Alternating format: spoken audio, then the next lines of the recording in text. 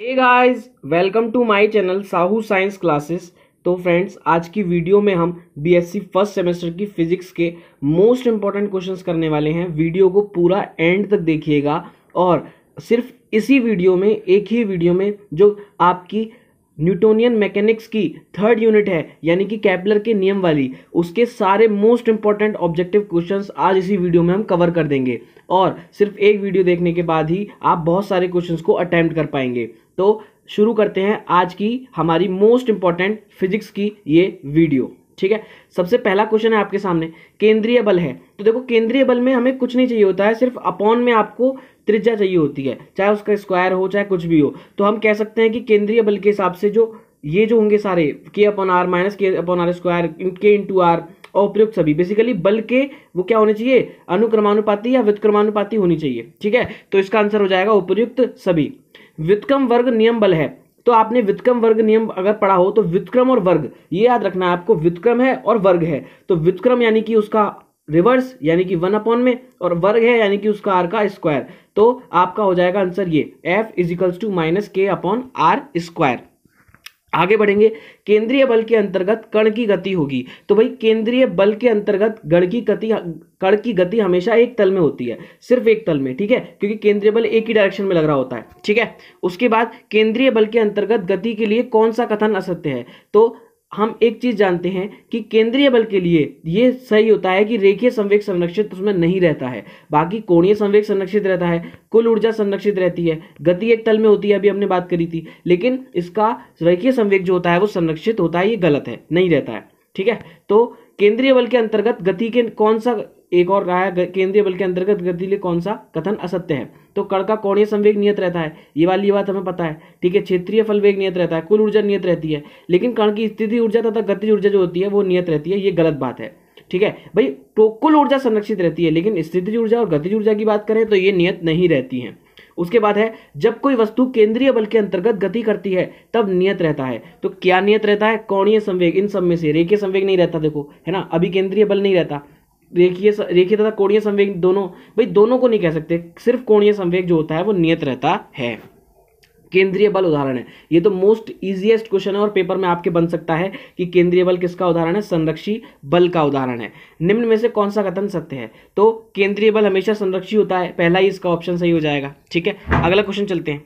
केंद्रीय बल क्षेत्र में नियत रहता है। तो केंद्रीय बल क्षेत्र में क्या नियत रहता है, कोणीय संवेग, अभी हमने पढ़ा था। यही क्वेश्चन बार बार रिपीट हो रहे हैं तो देखिए आपको आराम से याद हो जाएंगे। जब कोई कण केंद्रीय बल के अंतर्गत गति करता है तब संरक्षित रहने वाली भौतिक राशि है। तो ये वाला दोबारा से आ गया, देखिए कोणीय संवेग। ठीक है, तो ये आपके दिमाग में बैठ गया होगा कि कोणीय संवेग जो होता है हमेशा संरक्षित रहता है, नियत रहता है। ठीक है, उसके बाद है, व्युत्क्रम वर्ग नियम के अंतर्गत संरक्षित रहता है। तो व्युत्क्रम वर्ग नियम के अंतर्गत फिर दोबारा से कोणीय संवेग आ गया। ठीक है, तो इसका एक क्वेश्चन तो आपका बनना ही है पक्का। ठीक है, यदि हाइड्रोजन परमाणु का द्रव्यमान mh है तो हाइड्रोजन अणु का समानी द्रव्यमान जो होता है वो उसका mh/2 होता है। ठीक है, mh/2 होता है। सेम पॉजिट्रॉन का होता है, एक इलेक्ट्रॉन का me है ना, और पॉजिट्रॉन का समानी द्रव्यमान होगा, तो जो समानी द्रव्यमान होता है वो me/2 होता है। कितना होता है, me/2 होता है। ठीक है, अगला है, m1 और m2 द्रव्यमान वाले द्विकर्ण निकाय का समानी द्रव्यमान म्यू होगा। तो क्या होगा, म्यू का फॉर्मूला होता है m1 m2 अपॉन में m1 प्लस m2। ठीक है, आपको ऐसे याद रखना है भाई, म्यू बराबर क्या होता है, 1/m1 प्लस 1/m2, ये 1/म्यू बराबर होता है। ठीक है, तो भाई इसको जब सॉल्व करेंगे तो इसका उल्टा करने के बाद म्यू बराबर आ जाएगा m1 m2 अपॉन में m1 प्लस m2। तो आपका ऑप्शन नंबर डी सही हो जाएगा।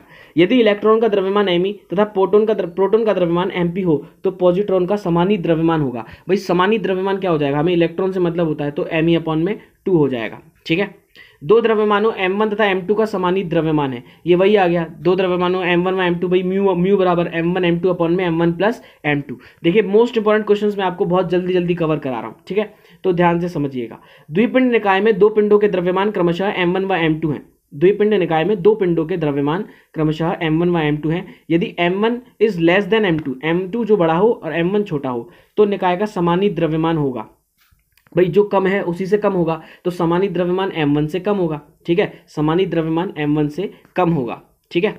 उसके बाद दो बिंदु द्रव्यमान m1 व m2 अपने परस्पर गुरुत्वीय आकर्षण बल के प्रभाव में गति कर रहे हैं। यदि कोई अन्य बल नहीं लग रहा हो तो संरक्षित रहेगा। भाई संरक्षित क्या रहेगा? अगर कोई अन्य बल नहीं लग रहा है, सिर्फ गुरुत्वाकर्षण बल के प्रभाव में है, तो रेखीय एवं कोणीय संवेग दोनों संरक्षित रहेंगे इस कंडीशन में। ठीक है, यदि कोई अन्य बल नहीं लग रहा है। कोणीय संवेग संरक्षित होने का तात्पर्य है, भाई कोणीय संवेग संरक्षित होने का तात्पर्य सिंपल सा ये है कि क्षेत्रीय फल चाल या क्षेत्रीय फलीय वेग नियत रहता है, अचर है। ठीक है, न्यूटन का गुरुत्वाकर्षण नियम लागू होता है। भाई सबको पता है केवल भारी कणों पर लागू होता है ना, हल्के हल्के कणों पर तो हम न्यूटन के गुरुत्वाकर्षण पर देखते नहीं है। ठीक है, वो तो भाई क्वांटम मैकेनिक्स आ जाएगी वहां पे, केवल भारी कणों पर लागू होता है। 1 किलोग्राम दो द्रव्यमान यदि 1 मीटर की दूरी पर रखे जाएं तो उनके बीच गुरुत्वीय बल है। तो भाई ये वाली चीज आप समझ जाएंगे कि 1 किलोग्राम और 2 द्रव्यमान यदि 1 मीटर की दूरी पर रखे जाएं तो आंसर 1 आने वाला, यानी कि जी के बराबर निकल के आएगा। ठीक है, जी के बराबर निकल के आएगा, क्योंकि इसमें वाला फॉर्मूला लग जाएगा F = m1 m2 अपॉन में r²। तो 1 F = g के निकल के आ जाएगा। सार्वत्रिक गुरुत्वाकर्षण नियतांक का विमेय सूत्र कैसे निकालेंगे भाई? सार्वत्रिक गुरुत्वाकर्षण इससे निकालेंगे, F = g m1 m2 upon r²। ये 11th का आपने पढ़ा होगा। हमें किसकी g की निकालनी है, तो g को सेपरेट कर लो भाई। ये m1 m2 को इधर डिवाइड में भेज दो और r² को मल्टीप्लाई में भेज दो, तो क्या हो जाएगा? जब ये आ जाएंगे ऐसे तो यहाँ पे ये हो जाएगा F इंटू में r² और अपॉन में m1 m2 को m² लिख दूं, है ना। द्रव्यमान तो दोनों, मात्रक तो दोनों का एक ही है। तो देखो न्यूटन इंटू आपका हो जाएगा मीटर स्क्वायर बटे में किलोग्राम स्क्वायर। तो इनकी जब विमा निकालेंगे तो आपकी निकल के आएगी m⁻⁻⁻, l⁻³ और t⁻²। ठीक है, दो एक जैसे ठोस गोले जिनकी त्रिज्या r है, एक दूसरे से सटे हुए हैं, उनके बीच लगने वाला गुरुत्वाकर्षण बल समानुपाती है। तो भाई अगर दोनों एक दूसरे से सटे हुए हैं, उनके बीच लगने वाला जो गुरुत्वाकर्षण बल होगा हमेशा समानुपाती होगा उसकी 1/r² के। तो हम कह सकते हैं r⁻² के। ठीक है, बहुत ही ईजी क्वेश्चन है, ये आपको बस दिमाग में रखने हैं। पृथ्वी से कितनी ऊंचाई पर गुरुत्वीय बल पृथ्वी की तल की तुलना में 10% कम हो जाएगा? पृथ्वी की त्रिज्या 6370 किलोमीटर हमने मानी है। ठीक है, तो आपको बस इस, भाई देखो ये न्यूमेरिकल है, ये मैं आपको व्हाइट बोर्ड वाले उस पर करा दूंगा, नहीं तो आप इसे दिमाग में रख लीजिएगा कि 344 किलोमीटर होगा। ठीक है, एक व्यक्ति का पृथ्वी पर भार 600 न्यूटन है, चंद्रमा पर उसका भार कितना होगा? तो चंद्रमा पर उसका भार कितना हो जाएगा? 100 न्यूटन हो जाएगा। ठीक है, इसको सॉल्व करने के लिए फॉर्मूला है, वो मैं आपको जब न्यूमेरिकल वाली सीरीज लेके आऊंगा उसमें मैं जरूर बताऊंगा। तो क्या स्मॉल जी और कैपिटल जी में क्या संबंध होता है भाई? स्मॉल जी और कैपिटल जी में ये वाला संबंध होता है, जी r² बराबर gm, यानी कि g = gm अपॉन में r²। ठीक है, कैपिटल जी अपॉन जी की इकाई क्या हो जाएगी भाई? कैपिटल जी अपॉन में जी की इकाई हो जाएगी मीटर स्क्वायर बटे में किलोग्राम हो जाएगी। ठीक है, मीटर स्क्वायर बटे में किलोग्राम। यदि पृथ्वी का द्रव्यमान अपरिवर्तित रहते हुए इसकी त्रिज्या 1% सिकुड़ जाए तो पृथ्वी की सतह पर गुरुत्वीय त्वरण का मान क्या होगा? भाई अगर जितनी त्रिज्या घटेगी उतना ही गुरुत्वीय त्वरण क्या होगा? बढ़ेगा। तो जितनी त्रिज्या घटेगी उतना ही गुरुत्वीय त्वरण बढ़ेगा। भाई आपने देखा था अभी G = क्या था? gm/r²। तो जितनी त्रिज्या सिकुड़ जाएगी, कम होगी, उतना ही गुरुत्वीय त्वरण बढ़ जाएगा। तो ये क्या हो जाएगा? बढ़ जाएगा, इसका मान बढ़ेगा।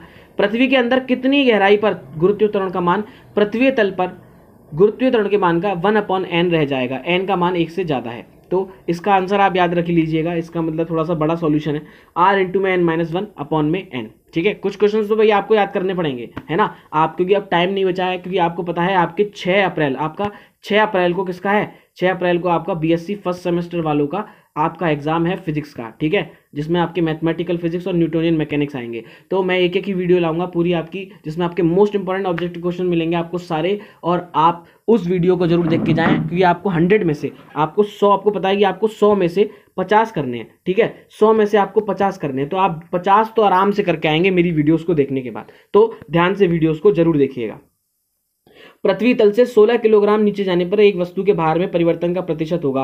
भाई देखो ये वाली भी मैं न्यूमेरिकल उसमें करा दूंगा, 0.25% है। मैं न्यूमेरिकल वाली वीडियो लेके आऊंगा, उसमें सारे न्यूमेरिकल इकट्ठे करा दूंगा।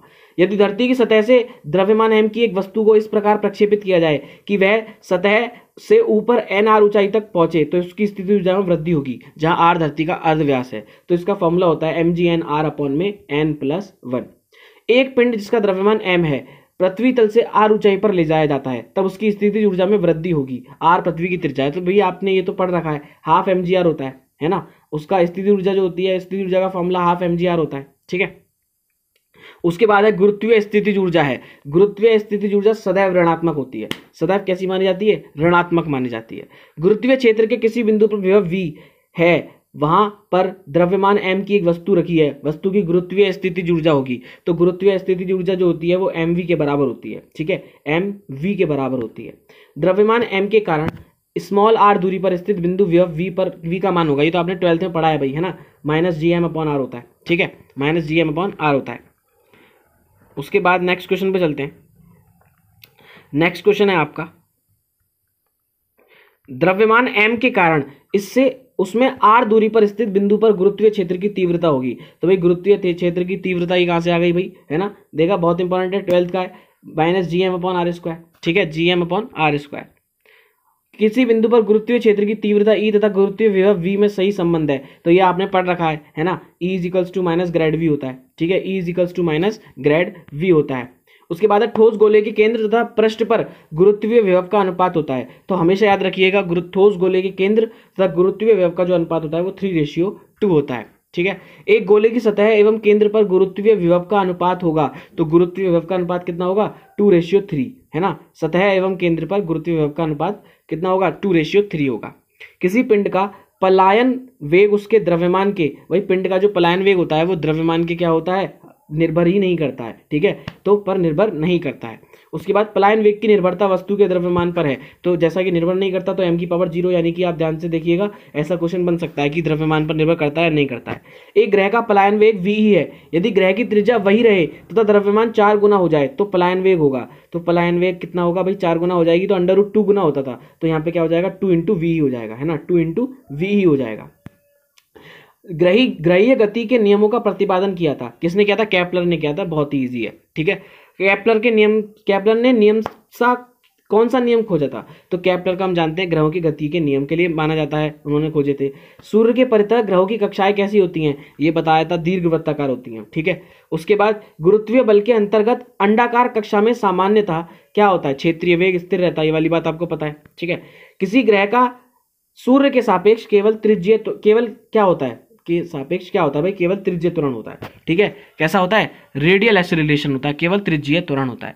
किसी ग्रह की कक्षा की आकृति निर्भर करती है, किस पर निर्भर करती है, कोणीय संवेग तथा संपूर्ण ऊर्जा दोनों पर निर्भर करती है।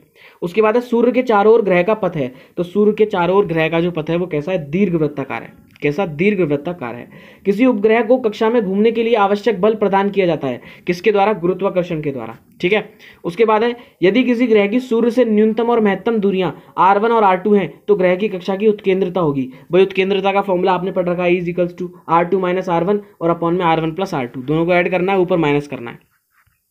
व्युत्क्रम वर्ग के अंतर्गत एक पिंड दीर्घवृत्तीय कक्षा में गति करेगा यदि उत्केंद्रता कैसी हो भाई, उत्केंद्रता हमेशा 1 से कम होनी चाहिए। उत्केंद्रता हमेशा कैसी, 1 से कम होनी चाहिए।